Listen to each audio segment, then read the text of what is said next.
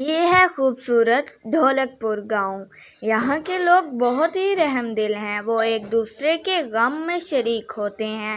یہاں رہتا تھا ایک پریوار۔ اس پریوار میں تھی ایک دادی نسرین، ایک ان کا بیٹا اور ایک ان کی بہو۔ جو دادی نسرین تھی وہ گھر میں سب سے بڑی تھی۔ ان کے پتی کا دیہانت 3 سال پہلے ہی ہو چکا تھا۔ وہ بہت ہی نیک اور چالاک نہیں تھی۔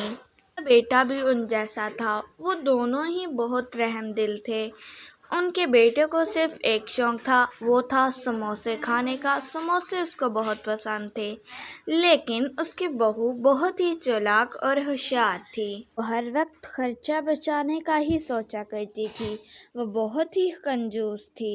اس کے ماتا پتا کا دیہانت ہو چکا تھا۔ اس کی شادی کو 10 سال ہو چکے تھے، لیکن ابھی ان کے پاس کوئی اولاد نہیں تھی۔ ہر وقت چالاکی سے پیسے بچانے کا ہی سوچا کرتی۔ اس کہانی میں لگتا ہے اس کے ساتھ کچھ برا ہونے والا ہے، تو دیکھتے ہیں کیا ہوتا ہے۔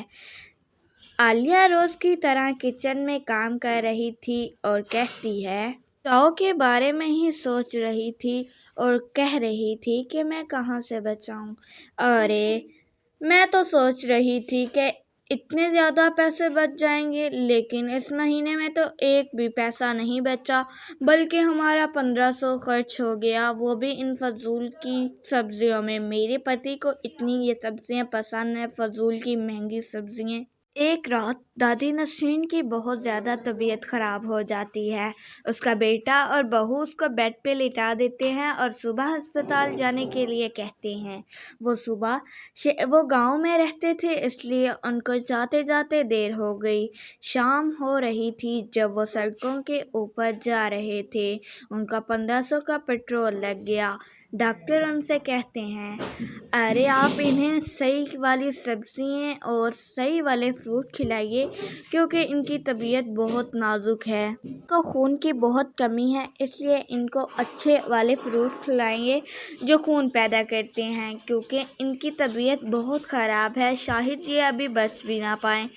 ہم پوری کوشش کرتے ہیں ان کو بچانے کی۔ یہی سوچ میں پڑ گئی کہ اتنی زیادہ فروٹ اور سبزیاں کہاں سے لائیں گے اور دوائی کا علیحدہ خرچہ ہوگا۔ بس وہ اسی سوچ میں مگن تھی کہ مہینے کا اتنا خرچہ بچایا، اب ماجی پر اتنا زیادہ خرچہ لگ جائے گا اور اتنے پیسے بچیں گے بھی نہیں، پورے مہینے میں اتنا زیادہ خرچہ ہو جائے گا۔ پھر وہ دادی خالدہ کو لے کر واپس آنے لگتے ہیں۔ ان کا آنے جانے کا پیٹرول ہی 3000 کا لگ جاتا ہے، کیونکہ وہ گاؤں میں رہتے تھے اور شہر سے دوائی لینے گئے تھے۔ اس لیے گھر آتے ہی وہ جب سبزی بنا رہی تھی اور خود ہی سے ہی بڑبڑاتی ہے، کیونکہ ماریا فل چڑ چکی تھی کہ اتنا زیادہ خرچہ ہو رہا تھا، اور وہ اسی سوچ میں تھی کہ آئندہ جو دن آئیں گے اس میں ہمارے گھر راشن ختم ہو جائے گا، کیونکہ پرہیزی کھانا ماجی کو دینا ہے۔ وہ بڑبڑا رہی تھی، ارے اب ماجی کو سبزیاں بھی اچھی دیں اور فروٹ بھی اچھے دیں، کیا درخت پہ پیسے لگتے ہیں جو اتنے زیادہ ڈاکٹر نے کہہ دیے، اوپر سے 5000 کی دوائی آئی ہے، اس لیے میں تو یہی کھانا بنا رہی ہوں۔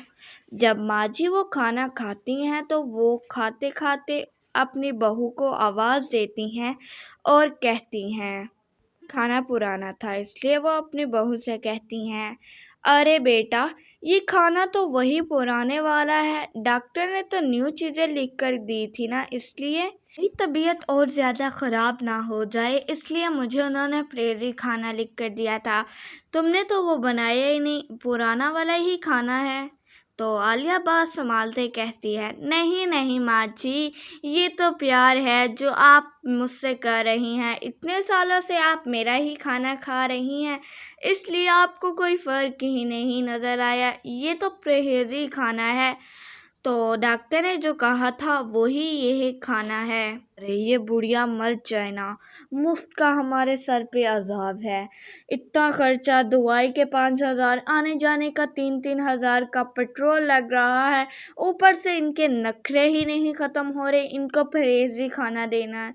मेरा एक पति है, कितना एक कमा लेगा, 20,000 तो उसकी जॉब के खर्च में आ जाता है। अब मैं इतने पैसे कहाँ से लाऊं?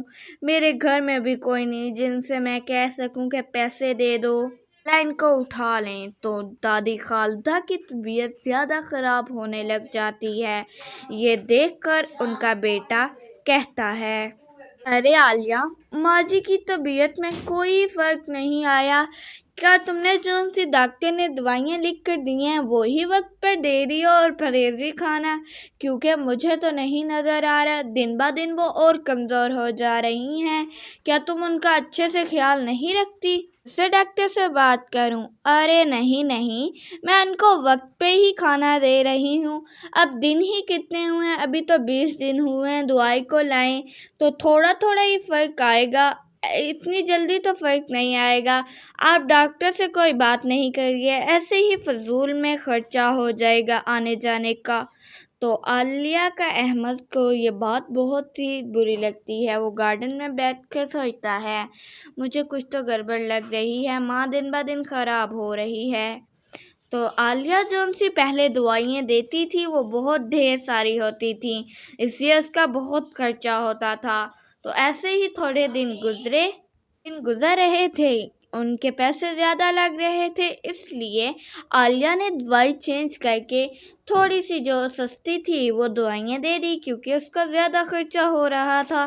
तो ऐसे ही दिन गुजर रहे थे। आलिया की सास दिन ब दिन बीमार हो रही थी। वो सारी रात बस खांसती ही रहती। हर रात वो इसी तकलीफ में ही गुजारती, क्योंकि उनकी दिन ब दिन ज़्यादा तबीयत ख़राब हो रही थी।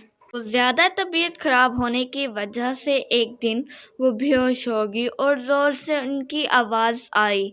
तो इसलिए उसका बेटा कहता है, अरे माची के कमरे से ये आवाज़ कैसी आई?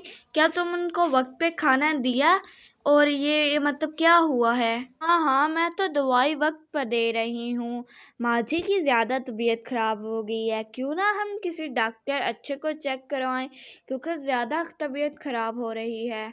अरे ये माँ जी मर क्यों नहीं जाती? मुफ्त के हमारे पैसे लगा रही हैं, अब इनकी उम्र भी हो गई है, फिर भी इनको ज़िंदा रहना, दुनिया देखनी है। दुनिया इन्होंने देख लिया, अब जाएं, हमारे सर पे ऐसे अजाब बनी हुई हैं। यही सब सोच रही थी और वो लोग फिर चले जाते हैं किसी अच्छे डॉक्टर को दिखाने। रास्ता बहुत लंबा चौड़ा था, इस वजह से दादी खालता बहुत पेन में रही। तो डॉक्टर आते ही उनसे कहते हैं, अरे मैंने आपको कहा था परहेजी खाना और वक्त पर दवाई देना, अब देखें उनका मैदा सारा ख़राब हो गया है। अब हमें ऑपरेशन करना पड़ेगा, वरना वो बच नहीं पाएंगी। ऑपरेशन के लिए आपको 5 लाख काउंटर पर जमा करवाने हैं और डॉक्टर की फ़ीस 1 लाख। ठीक है डॉक्टर, आप बस मेरी माँ को बचाएं, मैं 5 लाख का इंतज़ाम करता हूँ और फिर आपकी फ़ीस का भी। तो अहमद घर आकर अपनी बीवी से कहता है, अरे आलिया, कुछ गहने तुम्हारे हैं और कुछ माँ जी के। डॉक्टर ने 5 लाख ऑपरेशन के लिए कहे हैं। माँ जी की मुझे ये हालत देखी नहीं जा रही, इसलिए वो जेवर दो, मैं बेचकर माँ जी का इलाज करवाता हूँ, शायद वो बच जाएं और वो ज़िंदगी गुजारें। ठीक है, आप मेरे वाले जेवर ले जाएं और माँ जी के भी, और उन्हें जाकर बचा लें, क्योंकि अब उनकी ज़्यादा उम्र नहीं हुई। तो ये शीशे के सामने कहती है, अरे अब अपने गहने भी देने हैं जो मेरे माँ बाप ने मुझे दिए, पता नहीं अब गहने कब मेरे बनेंगे, और सारे गहने इन्होंने बेच देने हैं, तो फिर मैं कहाँ से लूँगी? आखिर पैसे तो देने पड़ेंगे, क्योंकि मेरी माँ की उम्र की हैं। तो देखा बच्चों आपने, हम छोटी छोटी चीज़ों को बचाते हुए कितनी बड़ी चीज़ें दे सकते हैं, और हमारे अपने ही उनके रिश्तों में दरार पड़ती है। तो आइंदा से हमें पूरा ख्याल रखना चाहिए कि हम छोटी छोटी चीज़ों के लिए इतनी कंजूसी मत करें कि अपनों का ही खून निचोड़ना पड़े। तो जैसे आलिया का हाल हुआ वैसे ही आपका हो सकता है, तो इसलिए हमें हमेशा लालच नहीं करना चाहिए।